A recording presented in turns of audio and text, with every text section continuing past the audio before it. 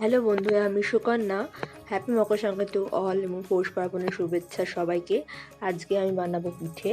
তার জন্য যে উপকরণগুলো লাগবে সেগুলো আমি দেখিয়ে দিই।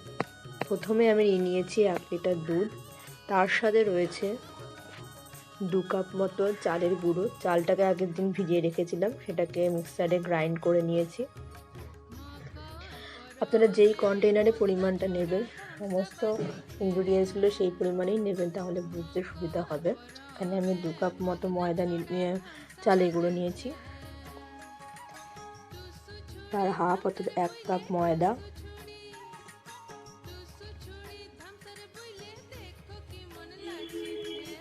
এবার পরিমাণ মতো নুন, আর 1 কাপ পরিমাণ চিনি, যেটা ডাস্ট করে নিয়েছি মিক্সার গ্রাইন্ডারে।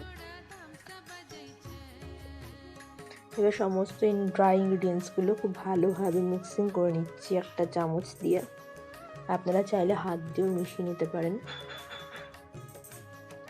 তার সাথে সাথে আমি 1 লিটারের দুধ বসিয়ে দিয়েছি গরম করার জন্য, জাল দেওয়ার জন্য, যেটা আমি ক্ষীর বানাবো ঘরোয়া পদ্ধতিতে।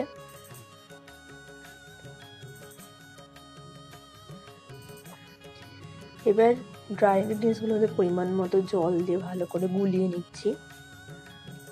তার সাথে পাটালি গুঁড়ো করে ভেঙে দিয়ে দিচ্ছি। পাটালি গুড় দিলে কালারটা খুব সুন্দর হয়।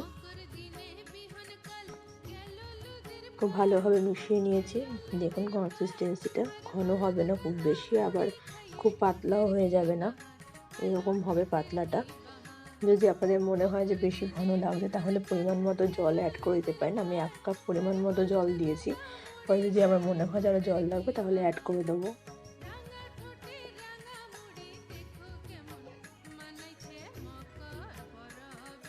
ভালোভাবে মিশিয়ে নিচ্ছি।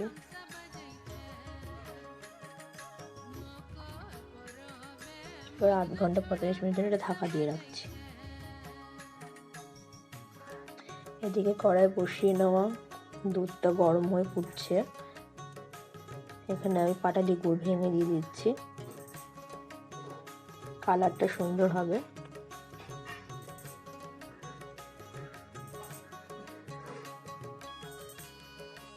দুধটা জাল দিয়ে দিতে গুড়টা খুব ভালোভাবে ভেঙে নিচ্ছি। তার সাথে কিছুটা চিনি অ্যাড করে দিচ্ছি। এখানে হাফ কাপ পরিমাণ চিনি অ্যাড করছি, কারণ 1 কাপ দিচ্ছি না, তাহলে মিষ্টিটা বেশি হয়ে যাবে। যদি মনে হয় আমি পরে অ্যাড করতে পারি।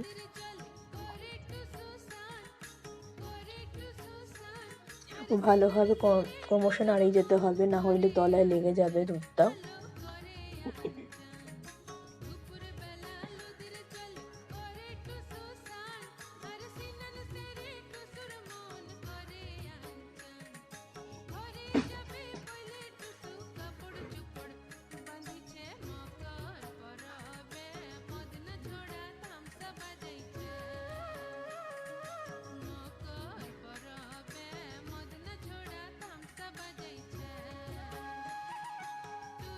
দুধটা ফুটে এসছে। এবার আমি কিছুটা বাতাসা অ্যাড করে দিচ্ছি, এতে মিষ্টিটাও সুন্দর হয়, চিনি বেশি লাগে না।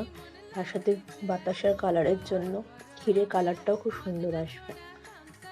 এটা অপশনাল, আপনারা অ্যাড করতেও পারেন, নাও করতে পারেন। আমার ভালো লাগে তাই আমি অ্যাড করছি।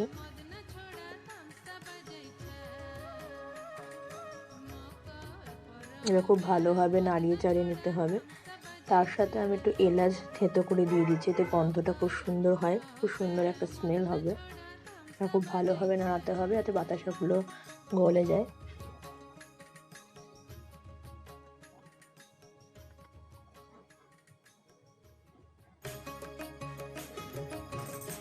আমি ঘন করার জন্য 1 চামচ মতো চালের গুঁড়ো দিয়ে দিচ্ছি, 1-1.5 চামচ মতো।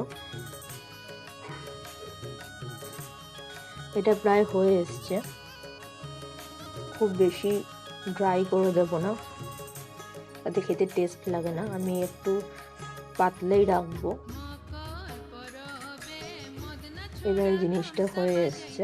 এবার আমি গ্যাসটা অফ করে দেবো, কিছুটা নাড়িয়ে চাড়িয়ে।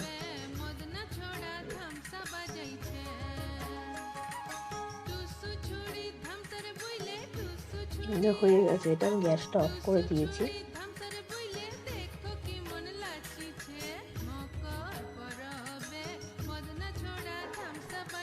স্মেলটাও দারুণ বেরোচ্ছে। এবার একটা কড়াইয়ের মধ্যে কিছুটা তেল ব্রাশ করে এই গোলাটা আমি ঢেলে দিয়েছি। এবার ক্ষীরটা দিয়ে মুড়িয়ে নেব। কালারটা দারুণ এসছে।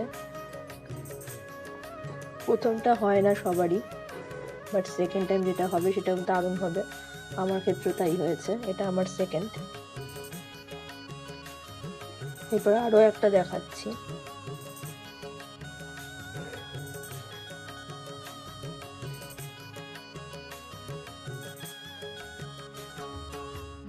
ক্ষীরটা জল জল রাখলে যখন মুখে পড়ে তখন খুব টেস্ট লাগে। বেশি ড্রাই হয়ে গেলে অতটা টেস্টি লাগে না, আমার যেটা মনে হয়। তোমরা তোমাদের পছন্দ মতো করে নিতে পারো। আর এই পদ্ধতিতে করে আমাকে জানিও তোমাদের কীরকম হয়েছে, কমেন্ট সেকশনে জানিও। আর অবশ্যই ভালো লাগলে লাইক কমেন্ট শেয়ার করে দিও। নিচে বেল আইকনটা টিপতে ভুলো না। আরেকবার দেখিয়ে নিচ্ছি। কড়াইয়ের মধ্যে অয়েল ব্রাশ করে আমি ব্যাটারটা ঢেলে ভালোভাবে ঘুরিয়ে নিচ্ছি, তাতে মোটা হয়ে যাবে না গোলা রুটির মতো। এবার যখন ফুটি ফুটি হয়ে আসবে তখন বুঝতে হবে তলাটা ধরে এসছে। এবারে আমি ক্ষীরটা দিচ্ছি। ক্ষীরটা দেওয়ার পর সুন্দরভাবে মুড়িয়ে নেব। একটুও ফেটে যাচ্ছে না, খুব সুন্দর হয়েছে। Thank you all. আজ পৌষ পার্বণের শুভেচ্ছা সবাইকে। খুব ভালো কাটুক আজকে দিনটি। সবাই খুব আনন্দ করে মজা করে পিঠে পুলি খাও। আর জানিও কীরকম হয়েছে। তোমরা বাড়িতে বানিয়ে জানিও আমার পদ্ধতিতে কীরকম হয়েছে। লাইক কমেন্ট শেয়ার করতে ভুলো না কিন্তু। আর নিচে বেল আইকনটা অবশ্যই প্রেস করে দিও ফর মোর আপডেটস। টাটা।